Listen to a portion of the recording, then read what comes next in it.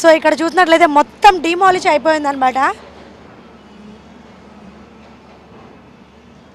So చూసేయండి, British నాటి bridge అనమాట ఇది.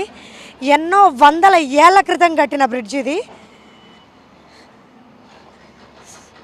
బ్రిటిష్ వారి కట్టడ కూలింది మన ఇండియన్స్, మన పెమ్మసానిగాలు భారతీయుడు. సో బయట దేశాల్లోనే కాదు, ఇక్కడ కూడా తన సత్తా చాటుతూ ఉన్నారనమాట. చూసినట్లయితే మొత్తం డిమాలిష్ అయిపోయింది. సో మోస్ట్లీ ఒక 15 to 20% బ్రిడ్జ్ మొత్తం కూలిపోయిందనమాట. సో అక్కడ ఇంకా పడేస్తూ ఉన్నారు చూసినట్లయితే.